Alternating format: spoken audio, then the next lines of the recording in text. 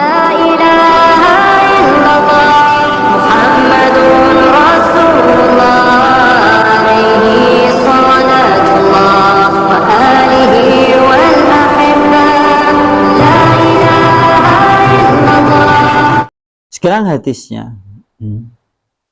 Wa fi sahih, dan di dalam hadis yang sahih. Dalam hadis yang sahih. Man ibni Musayyib, dari Ibnu Musayyib, dari bapaknya. Jadi dari bapaknya Ibnu Musayyib. Ibnu Musayyib kan seorang penghulu tokoh tabi'in.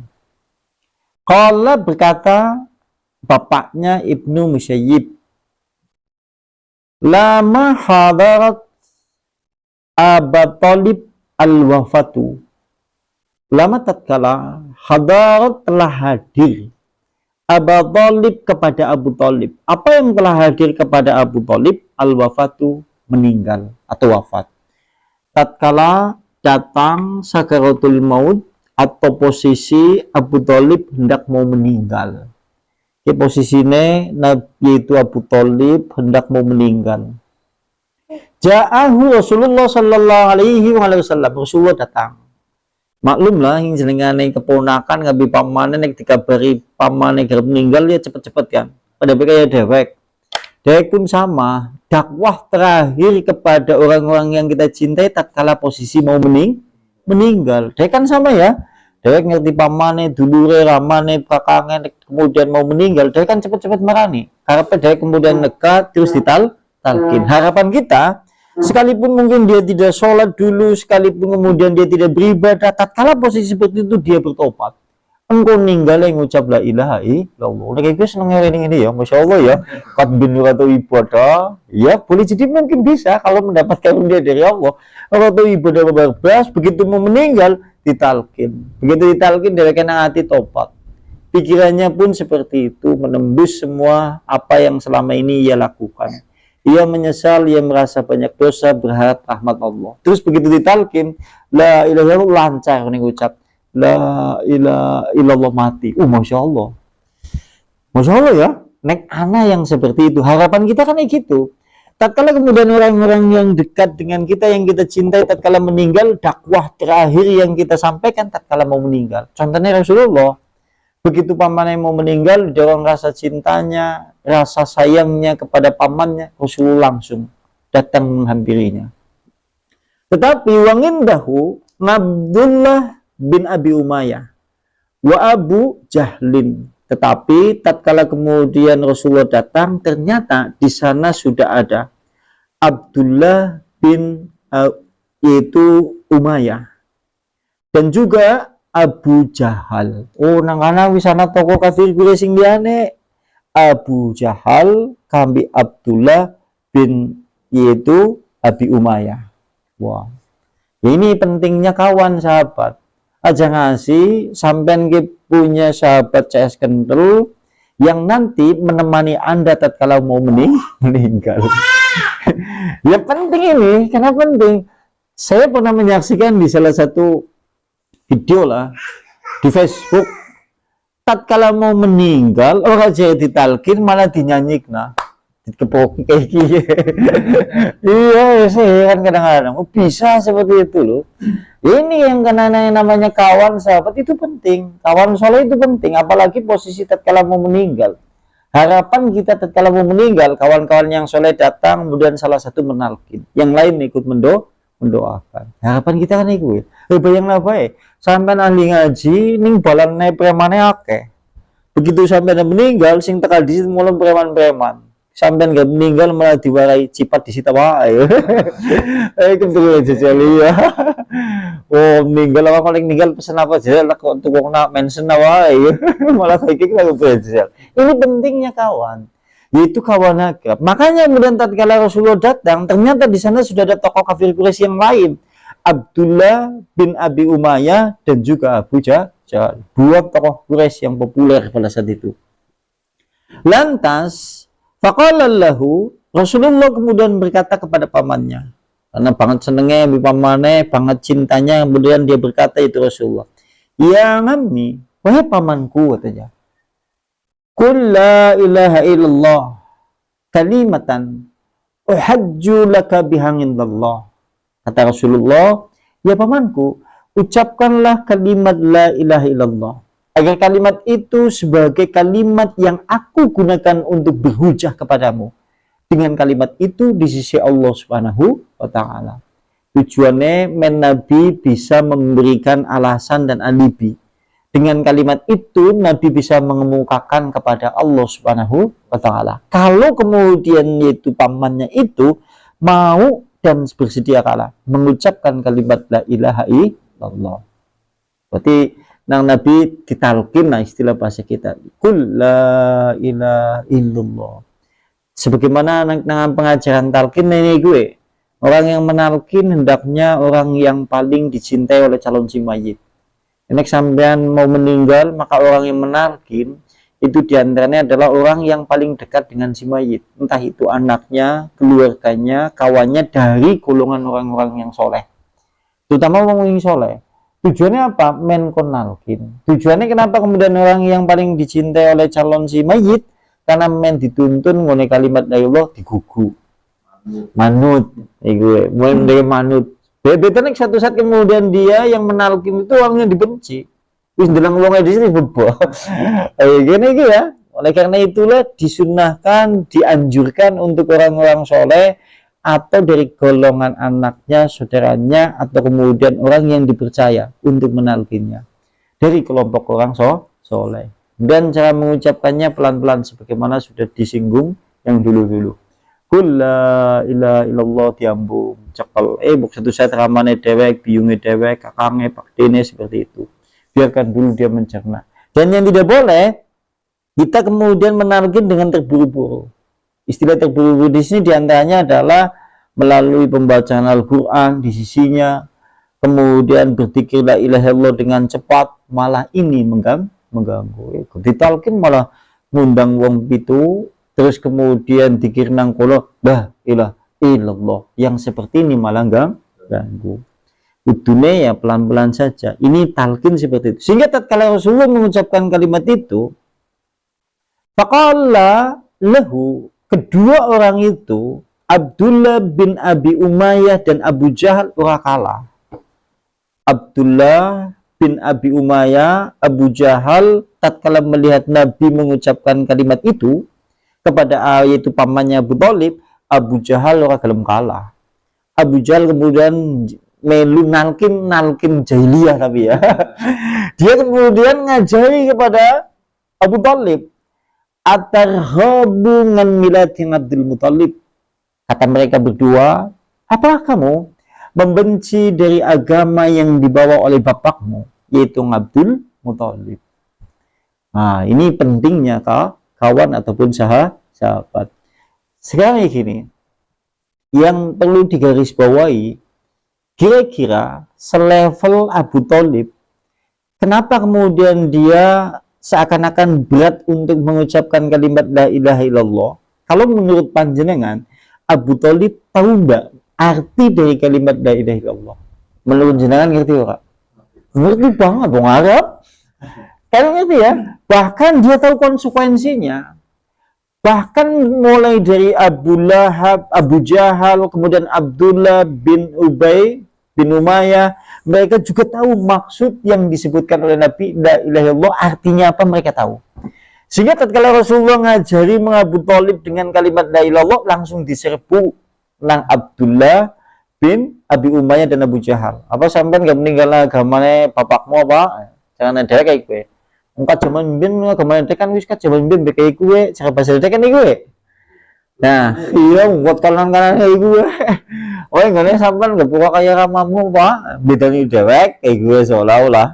Nah, kalau seandainya kita cermati Abu Thalib kemudian Abdullah bin Abi Umayyah, Abu Jahal, mereka sangat tahu maksud dan pengertian dari kalimat la ilaha illallah, sehingga mereka tidak mau mengucapkannya. Sing digumuni dewek kata-kata gelem mengucapna ning ora ngerti maksudnya. Orang jahiliyah karena dia tahu paham maksud dan tujuannya, tatkala dia mengucapkan kalimat la ilaha illallah tahu konsekuensinya, mereka menjadi berat untuk melaksanakannya. Karena ketika mengucapkan kalimat la ilaha illallah, ini ada konsekuensinya, harus meninggalkan semua bentuk jenis kesyirikan, sehingga mereka berat untuk mengucapkan kalimat la ilaha illallah. Yang terjadi di zaman kita hidup hari ini lebih parah. Belum mengucap la ilaha illallah, tapi tidak mengetahui hakikat syirik yang sebenarnya. Mulanya kayak enteng banget ngucap la ilaha illallah. Malah dikiran bendinan dikiran la ilaha illallah ning akidah syirik nang kuburan. Hari ini kan seperti itu. Hari ini yang menjadi prihatin kaum muslimin, tatkala mereka ditanya apa arti dari, ya mereka taunya tidak ada Tuhan selain Allah. Tapi maksud, tujuan, konsekuensi dari kalimat itu mereka hampir-hampir buta karena tidak mengetahui makna yang dikandung. Karena menurut pengertian mereka, orang-orang umum atau orang-orang yang notabene tidak mengetahui hakikat kalimat la ilaha illallah, anggapannya mereka nek syirik ke nyembah sujud kambing wit selesai. Nyungkan orang nyembah kambing wit. Buktinya nyungan isi sholat, isi ibadah. Mereka anggapannya orang nyembah watu, orang sujud meng watu kok. Baik bahasanya ngeletak nasa jeneng watu kan nyedukan Allah. Kan dinyung diarani syirik kayak. Anggapan mereka, pemahamannya seperti itu. Kenapa? Tidak memahami maksud dari kalimat la ilaha illallah. Sehingga enteng bae ngene ngucapna. Malah nggo dikiran, tetapi kemudian sayangnya akidahnya syirik. Wah, naudzubillahi min dzalik.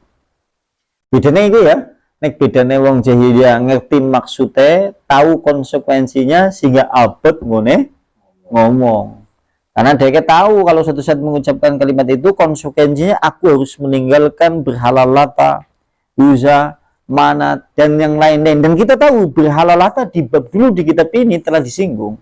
Berhala Lata, Uzza, Manat ini tidak murni bentuknya berhala, tapi macam-macam jenisnya. Ada yang wujudnya pohon bercabang 3, di atasnya kemudian terdapat rupa pohon, memiliki juru kunci. Inilah yang disebut dengan berhala Uzza.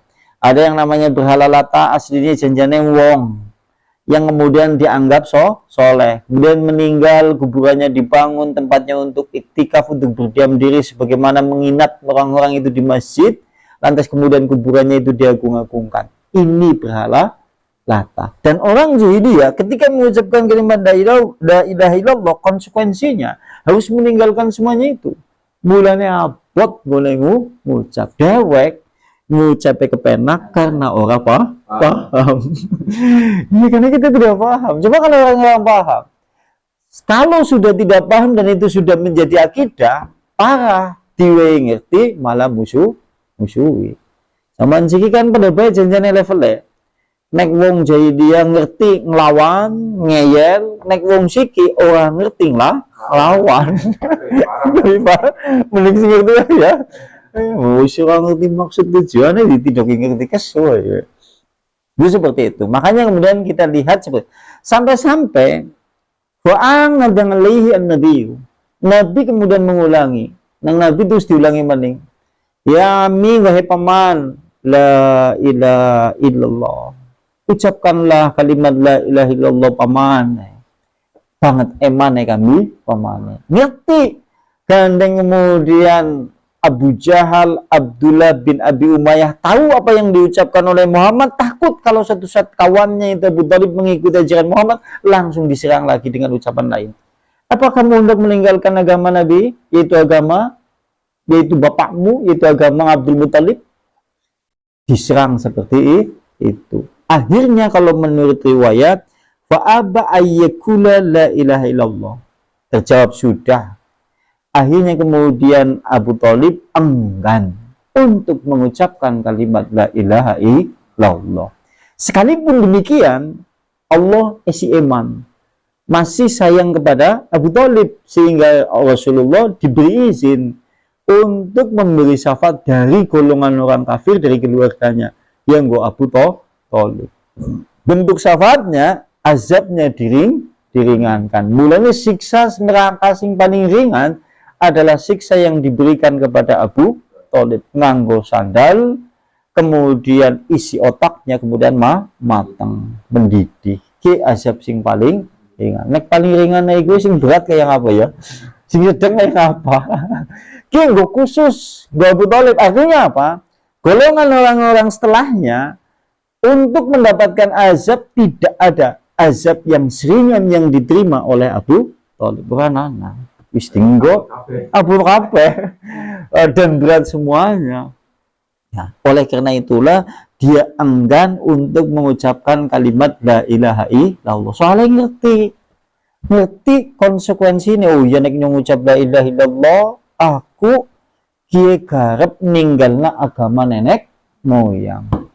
Dan coba bayangkan, kenapa kelihatannya seperti ini kemudian seakan-akan Allah langsung memasukkan neraka kepada Abu Thalib dan dia menjadi ahli neraka? Karena kita tahu jahatnya adalah, bentuk kejelekannya adalah wis garep mati bae akidah batile dicekeli.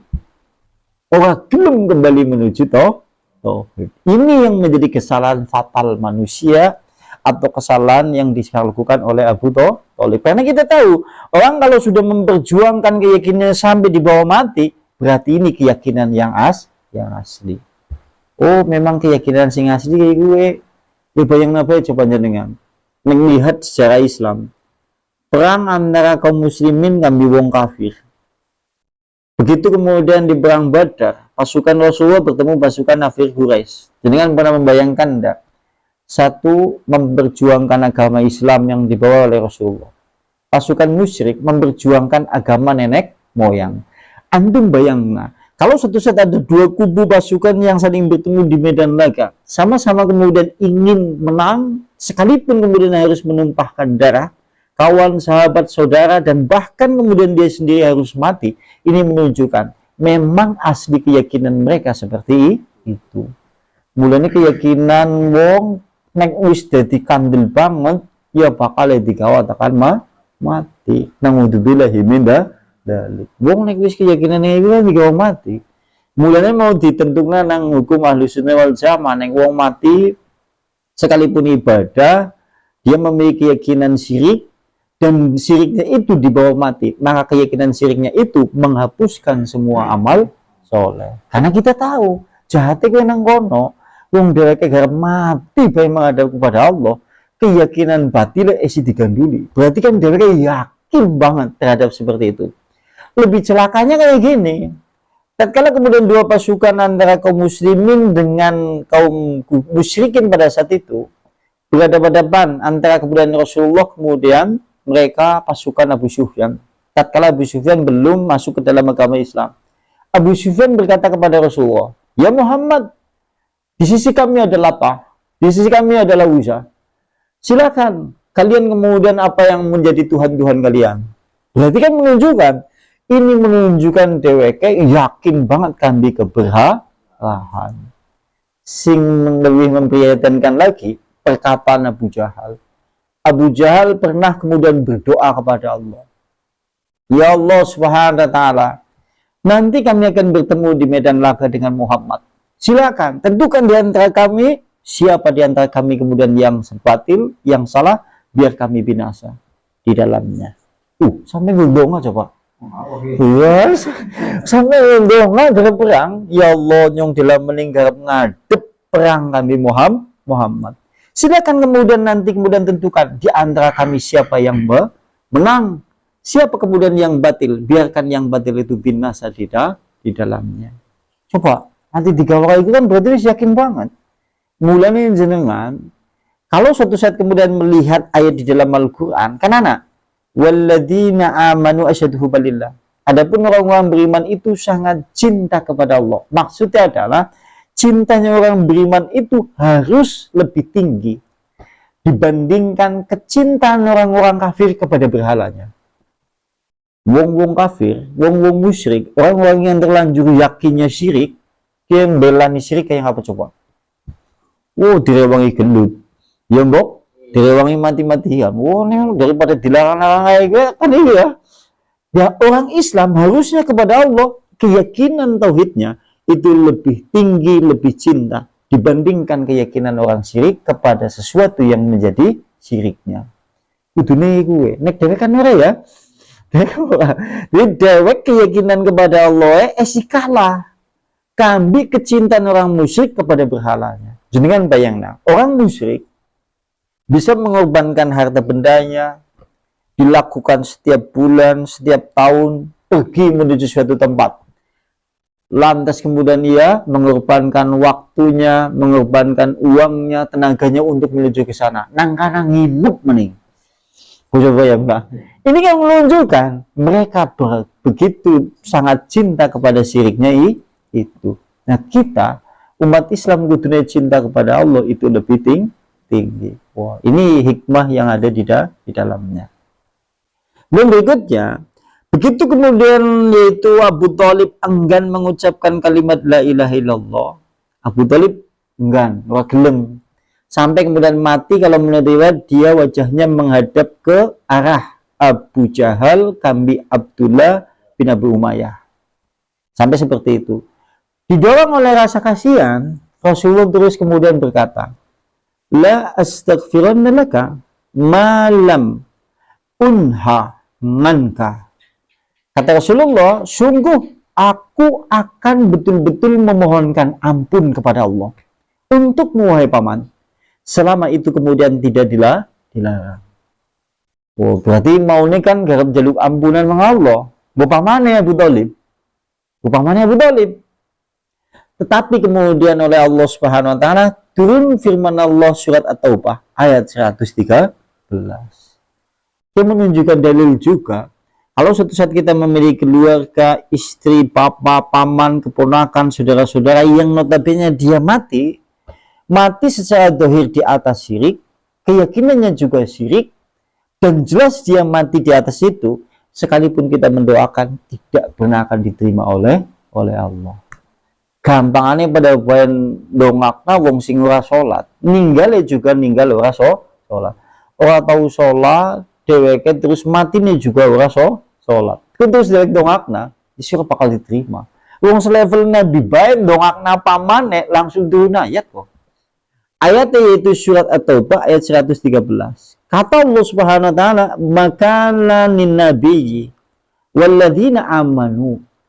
Tidak ada untuk nabi dan untuk orang-orang beriman ayyastaghfiru, untuk memohonkan ampun kepada Allah Subhanahu wa taala untuk orang-orang musyrik.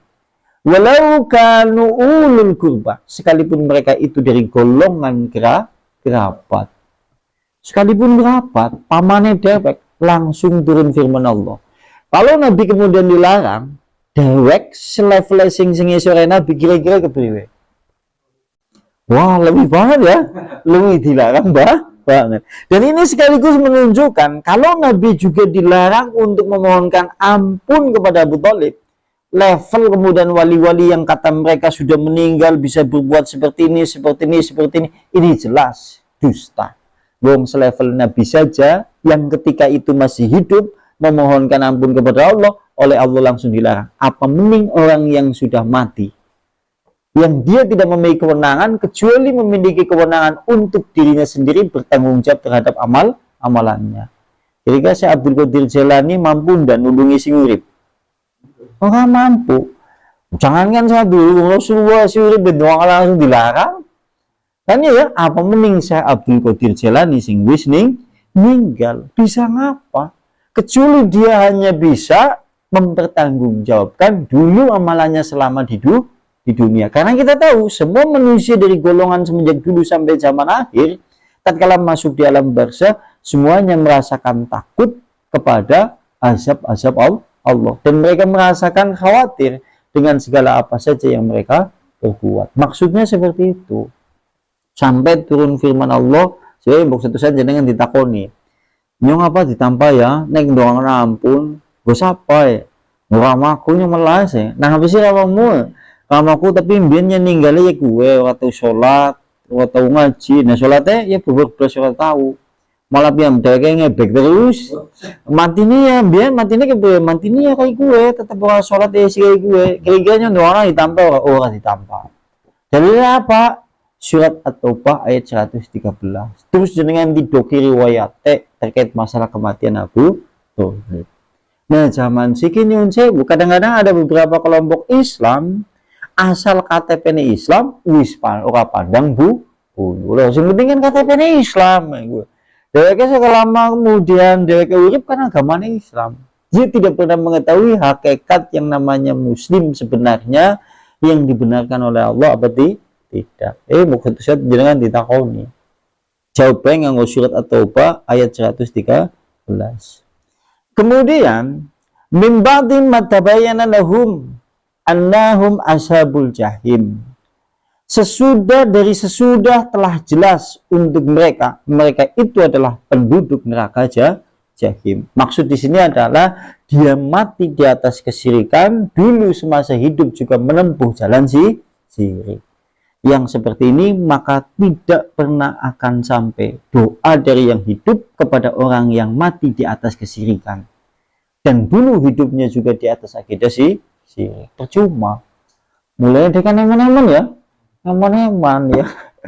Ya sekalipun dia janjiannya melas banget kebeman nih ngomong tuane ya. Jangan dulu kan pernah di bab awal. Nabi dengan kuburan ibundane di Abwa, Nabi terus nangis. Nangisnya itu karena terkait masalah dari kuburannya itu. Nangisnya kenapa? Jaluk izin minta kepada Allah untuk memohonkan ampun. Nah Allah diizin. Mengimpune kayak ngapa langsane.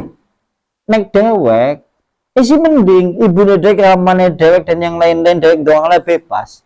Orang langsung turun ayat.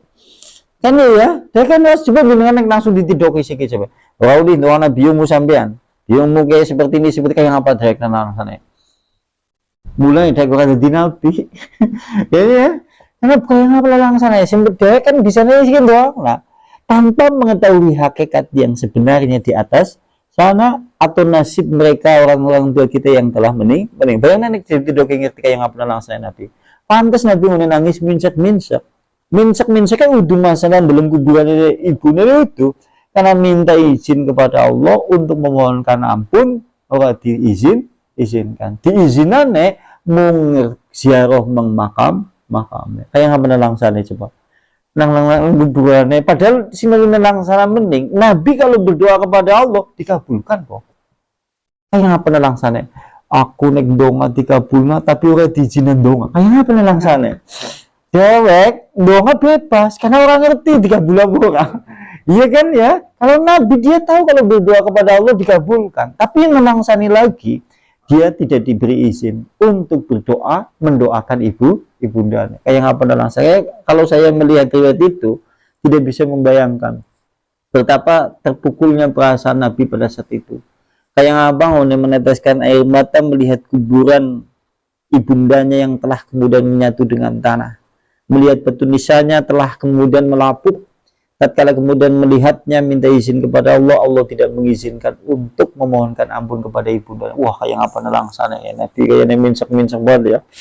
Wala bu kepriri ya bu ya. Aduh nyong jadi dong ngasih ngampu bisa ngabai syafaat tapi kebetulan maning nyong diwe izin kayak ngapa langsana. Iya kayak ngapa. Dari salah Islam yang sempurna kan. Iya. Mendapatkan Islam berarti ibunya sudah meninggal sama ayahnya kan. Iya. Itu sama orang yang terdahulu itu gimana ya? Iya jadi kalau dalam bahasa Islam bahwa ada zaman kekosongan menyambut kedatangan Nabi yang baru, kemudian Nabi yang dulu sudah meninggal. Artinya zaman kekosongan Nabi.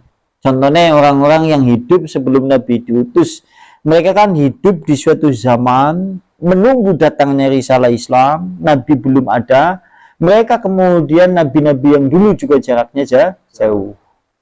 Maka orang-orang yang seperti ini, kalau menurut kacamata dalam pandangan Islam, harus mengikuti risalah agama sebelumnya. Artinya, risalah agama yang dibawa oleh Nabi sebelumnya.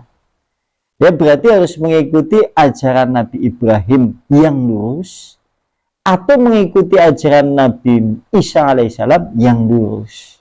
Karena belum ada risalah yang terakhir sebagai penyempurna risalah Islam.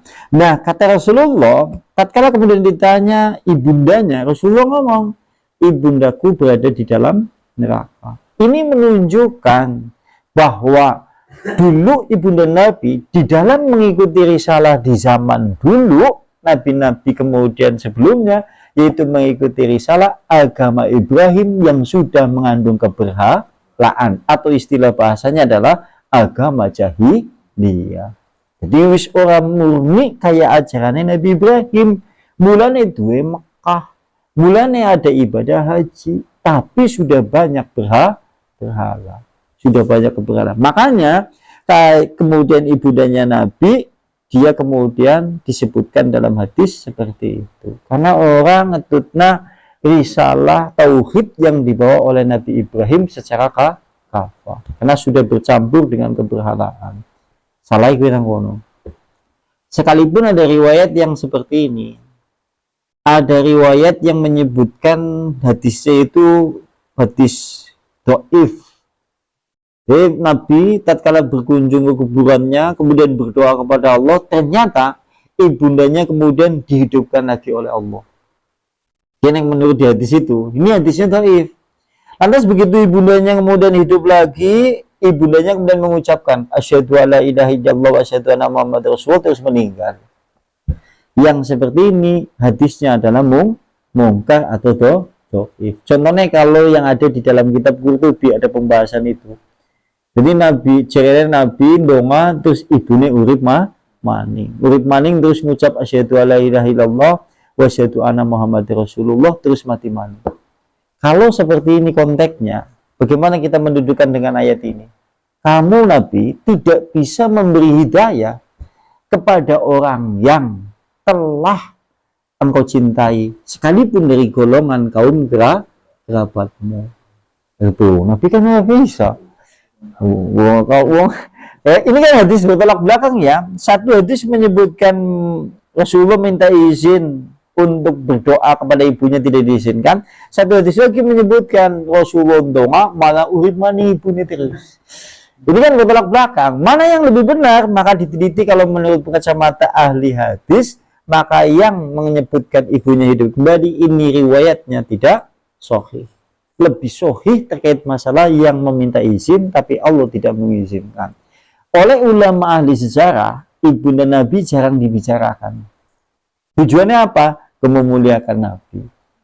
Ya, ulama-ulama pun jarang menyinggung masalah itu kalau tidak ada kaitannya dengan bab tertentu, jarang disinggung terkait masalah membicarakan ibunda Nabi ataupun ayahanda Nabi. Karena tujuannya apa? Memuliakan Nabi. Yang pasti mereka kadang-kadang mencukupkan dalil ya sesuai dengan perkataan yang disampaikan oleh Nabi. Wong Nabi sendiri yang bicara seperti itu sih.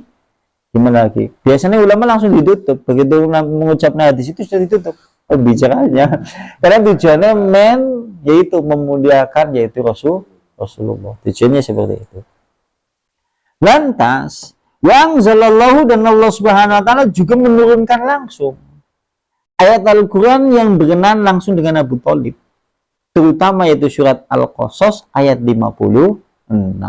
Tapi surat Al-Qasas ayat 56 Allah spesial menurunkan riwayat berkenaan dengan kematian Abu Thalib.